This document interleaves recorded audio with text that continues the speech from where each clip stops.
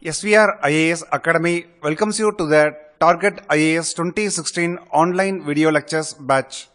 ComeOnIndia.com is our website. In today's Polity online video lecture, we will teach you about Finance Commission.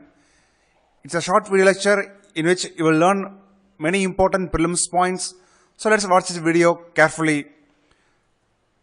If any commission or body, the first question arises whether it is a constitutional body or a statutory body or extra constitutional statutory body. So here Finance Commission is a constitutional body established by Article 280 of the Indian Constitution. Finance Commission is a constitutional body. Why it is also called as quasi-judicial body? Is a quasi-judicial body as well. Why it is called so? We'll discuss in our later part of the video lecture. Now let's discuss about various composition of the Finance Commission. Finance Commission total strength is 5. 1 chairman and 4 other members. 1 chairman and 4 other members. So strength of the Finance Commission is 5. In UPSC video lectures, we discussed about the strength of the UPSC, that is between 9 to 11. In Finance Commission, the total strength is 5. Who appoints the chairman and members of the Finance Commission? That is the President of India who appoints members and chairman of Finance Commission. We already discussed in our UPSC video lecture. Both UPSC and Finance Commission differs in one point. In UPSC, chairman and members are not eligible for reappointment, whereas in Finance Commission, chairman and members are eligible for reappointment. That's one important difference between UPSC and Finance Commission. The term of the Finance Commission also another differentiating point between UPSC and Finance Commission. The term of Finance Commission is 5 years or constituted every 5 years once. If required, Finance Commission is constituted yearly also.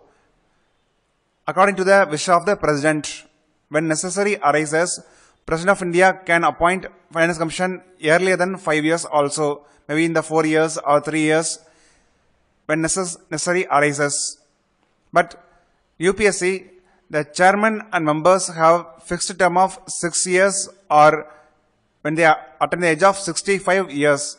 But here in case of Finance Commission, it is constituted every 5 years once by the President or before that also whenever the necessity arises.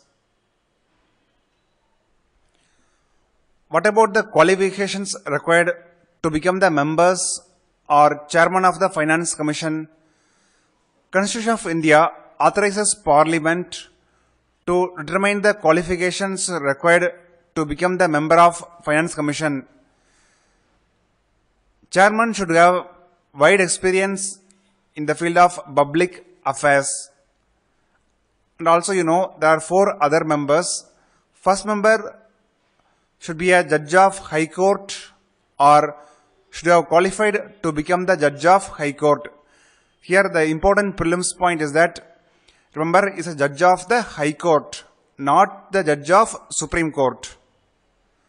Second member should have the special knowledge in finance and accounts of the government. Should have the special knowledge in the finance and accounts of government. Third member should have the experience in financial matters and administration. Third member should have the experience in financial matters and administration. Fourth member should have the special knowledge in economics. Fourth member should have the special knowledge in economics. These are all the criteria or conditions to be fulfilled to appoint the members and chairman of Finance Commission. Now let's discuss about various functions performed by Finance Commission. Finance Commission recommends to the President of India in the following matters. Finance Commission makes recommendations to the President of India in the following matters. On the distribution of the net proceeds of taxes to be shared between the center and states. Distribution of the net tax proceeds to be shared between the center and states. Second, allocation of the tax proceeds among the states according to their share. Allocation of the tax proceeds between the various states according to their share.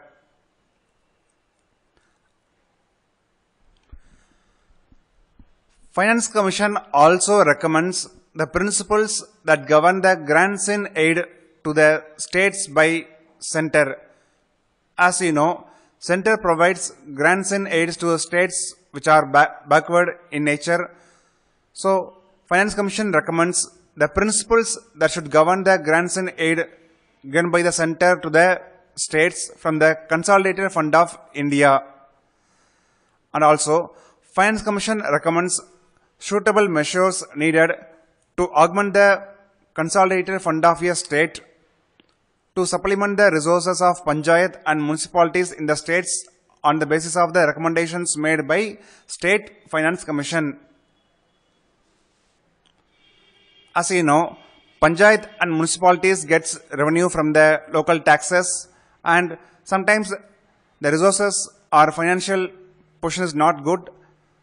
To augment or to supplement the resources of Panchayat and municipalities, Consolidated Fund of State, from where state government can provide finance to the Panchayat and municipalities. So that there should be measures taken to strengthen the Consolidated Fund of State so that state government can provide fund to the Panchayat and municipalities.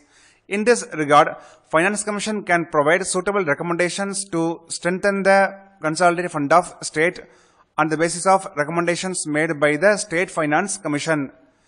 These are all the important functions performed by Finance Commission.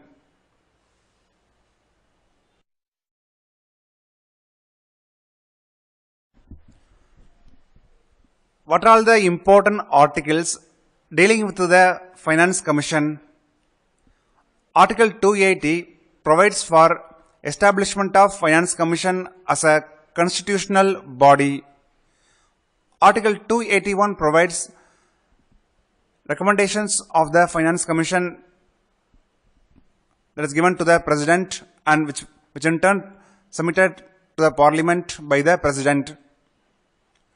Now let's discuss why Finance Commission is also called as quasi-judicial body. Finance Commission submits its recommendations to the President of India. President lays the report in both the houses of Parliament along with the government response to the various recommendations of Finance Commission. Government may accept the recommendations of Finance Commission or may reject the recommendations. If government rejects the recommendations, government should give the suitable reasons for rejecting the recommendations given by Finance Commission. So, it means government simply cannot reject the Finance Commission recommendations. It is compelled to give the reason for that. That's why Finance Commission is also called as quasi-judicial body. Quasi-judicial body. So, Finance Commission acts as a balancing wheel of fiscal federalism in India. Finance Commission is also acts as balancing wheel of fiscal federalism in India. In mains examination in GS paper 2, while writing answer on Finance Commission, you must use the sentence. Finance Commission acts as a balancing wheel of fiscal federalism in India. If you use the sentence, then surely you will get 1 mark extra in the mains examination. That's all about important video lecture on Finance Commission and various prelims points that we discussed. Download the PDF and revise it thoroughly, and all the best.